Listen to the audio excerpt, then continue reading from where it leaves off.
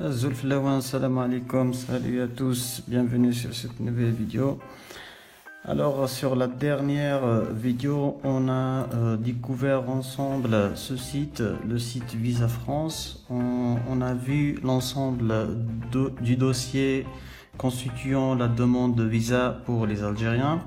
Donc on a visité en suivant le lien la liste des documents nécessaires pour pouvoir déposer un visa d'études en France.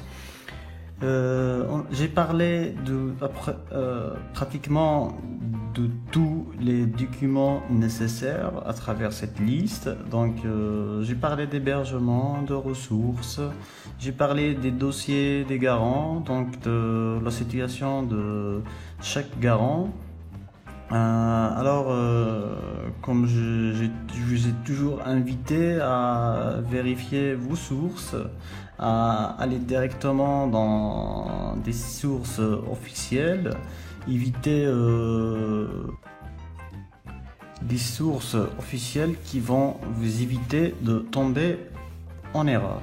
Alors sur cette nouvelle vidéo, donc j'ai décidé de parler de lettres explicatives, des différentes lettres explicatives que votre dossier de visa doit absolument contenir. Je vais donner quelques exemples aussi d'attestation de prise en charge, d'attestation d'engagement. D'accord, donc sans trop tarder, on va aller voir tout ça. Continuez, n'oubliez pas de vous abonner à la chaîne et d'activer la cloche de notification donc pour ne pas rater les prochaines vidéos. D'accord, donc c'est important. Donc sans trop tarder, on va aller ensemble sur le document qui contient ces lettres explicatives. D'accord. Donc, premièrement, on va commencer avec la lettre de motivation, exposant les raisons pour lesquelles je souhaite poursuivre mes études en France. Donc, ici, bien sûr, vous n'oubliez pas de mettre votre nom, votre adresse, téléphone, email, comme une lettre simple, une simple lettre. Donc, concernant la lettre de motivation. Donc, pour qu'on soit d'accord, la lettre de motivation, c'est pas une lettre obligatoire. Donc, il n'est pas obligatoirement nécessaire à votre dossier de visa. D'accord? Ils ont accès à votre dossier de Campus France. Donc, ils ont la remarque de l'agent qui vous a fait l'entretien. Donc, ils savent déjà votre motivation. Ils ont l'avis SCAC devant eux. Donc, ils savent déjà beaucoup de choses sur votre motivation. Mais si vous avez des choses que vous jugez pertinentes, il n'y a pas de mal à écrire une petite lettre. Je dis bien une petite. Il faut pas écrire beaucoup, d'accord? Donc, comme ceci, vous pouvez faire une simple formule. Vous vous adressez bien sûr au consul général de France, soit à Alger ou à Annaba, là où vous déposez votre. Et après, vous essayez de citer ces points que vous jugez très positifs dans votre dossier ici. Ici, j'ai mis un petit texte. Par exemple, ce texte-là, je le trouve un peu lent. D'accord? Il faut essayer de résumer au maximum, de toucher aussi au maximum de choses utiles dans votre cursus.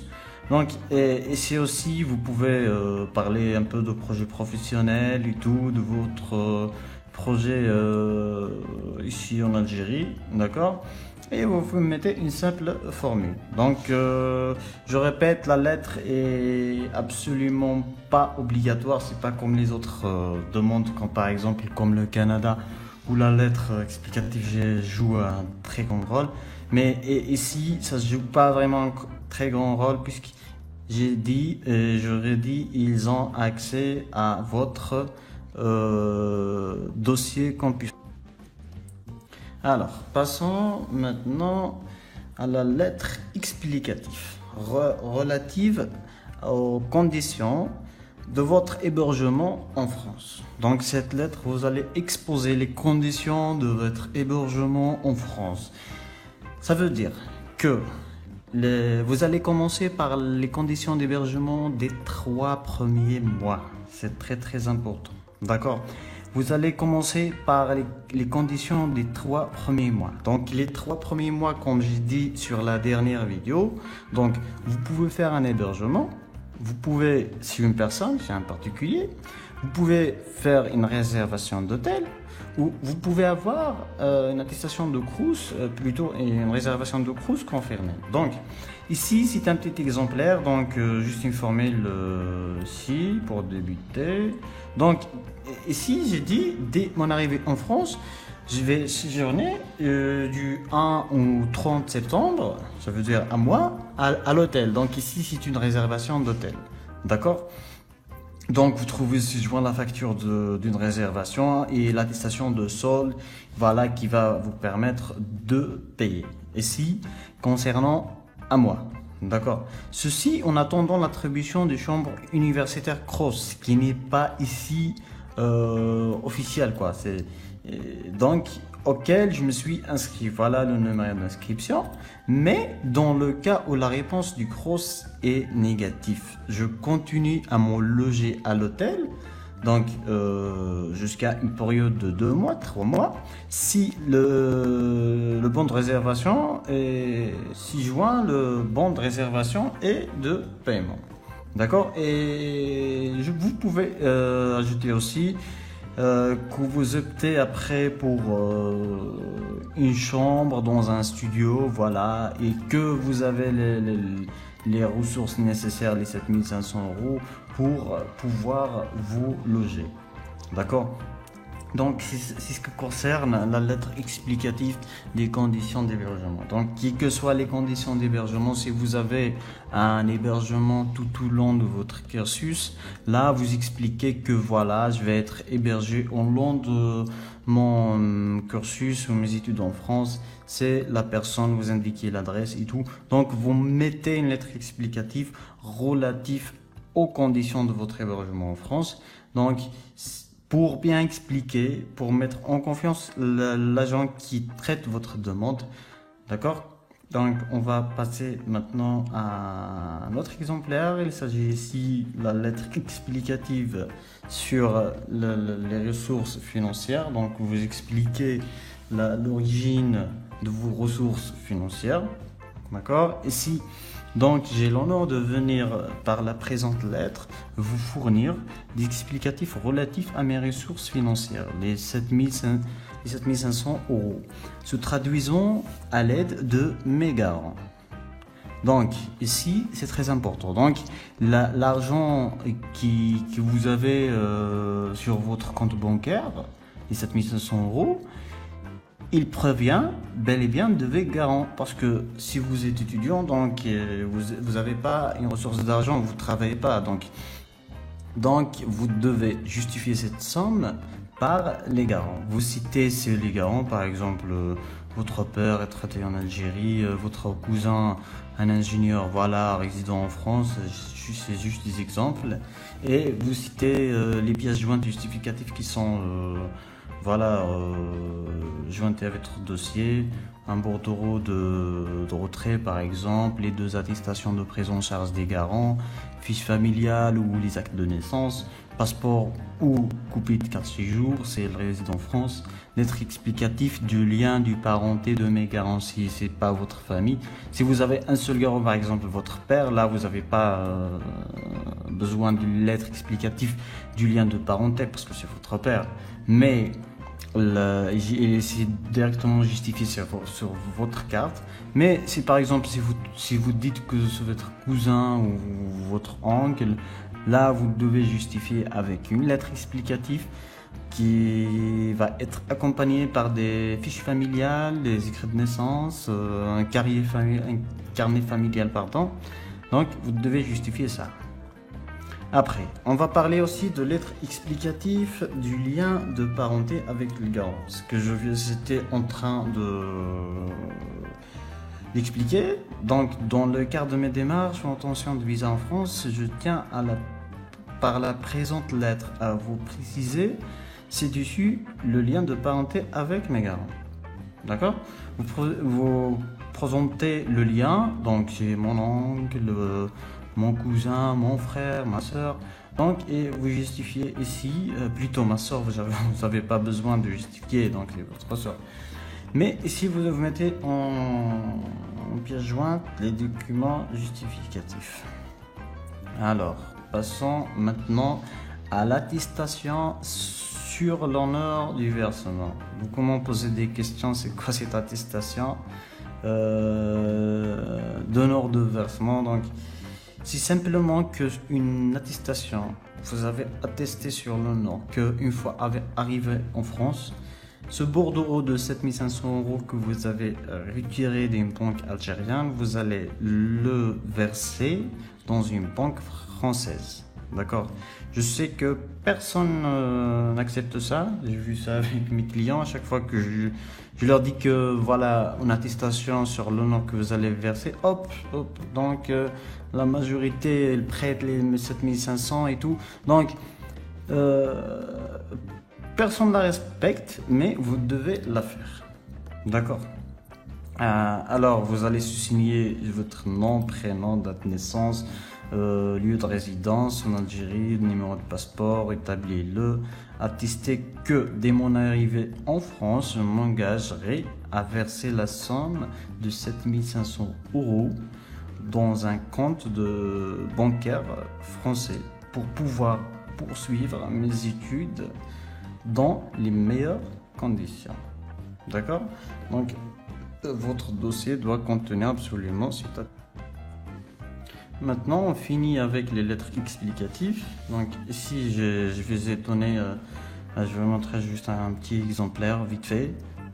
Attestation sur l'honneur d'aide financière. Beaucoup m'ont posé la question, c'est quoi l'aide financière? C'est quoi la prise en charge? Et c'est quoi un garant? En fait, un garant, il vous prend en charge. Il vous prend en charge comment? Soit totalement, soit partiellement. Donc, il doit expliquer si il vous prend en charge totalement, ça veut dire hébergement et dépenses. D'accord? Si partiellement, donc, il vous fait une aide financière, il vous donne de l'argent.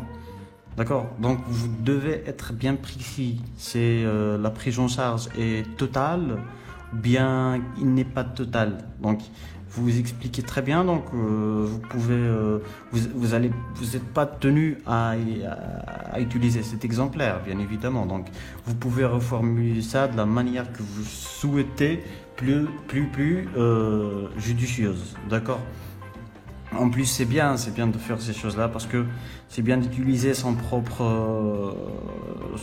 modèle, mais en respectant bien sûr les étapes, bien sûr. Alors ici, c'est votre garant qui va se signer, donc c'est son nom et prénom, date de naissance, son domicile, donc il va déclarer que je déclare sur l'honneur de verser mensuellement la somme, voilà.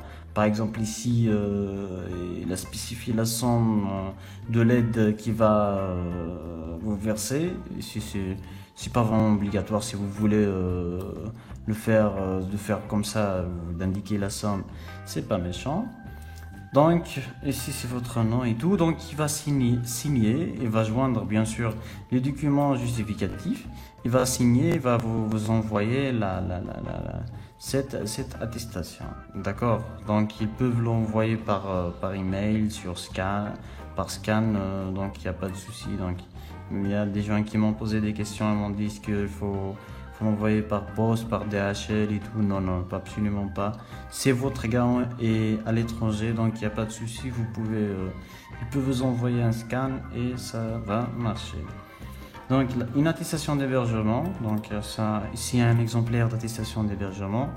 Donc ici l'hébergeur, il va se signer que voilà avec une pièce d'identité qu'il va vous héberger.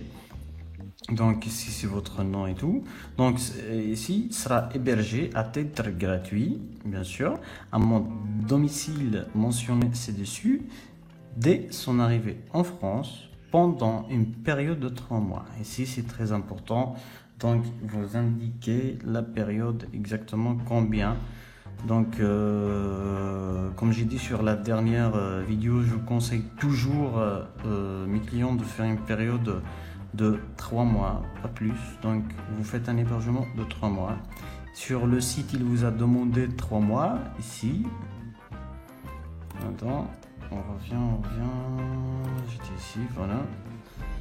Ici, voilà, hébergement. Donc, ici, il vous a demandé juste les 3 premiers mois. D'accord? Donc, vous respectez ça, vous faites juste les 3 premiers mois et ça va aller. D'accord? Ici, les pièces justificatives. D'accord? De tous les pièces justificatives du logement, de l'hébergement, ceux qui j'ai cité auparavant sur la vidéo.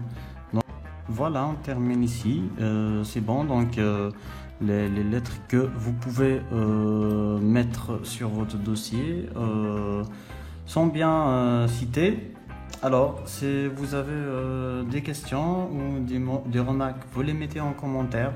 Et si vous cherchez la vidéo que j'ai faite la dernière fois, vous la trouvez sur la chaîne ou en description au-dessus de cette vidéo. Donc, une autre fois, n'oubliez pas de vous abonner et d'activer la cloche pour recevoir les prochaines vidéos.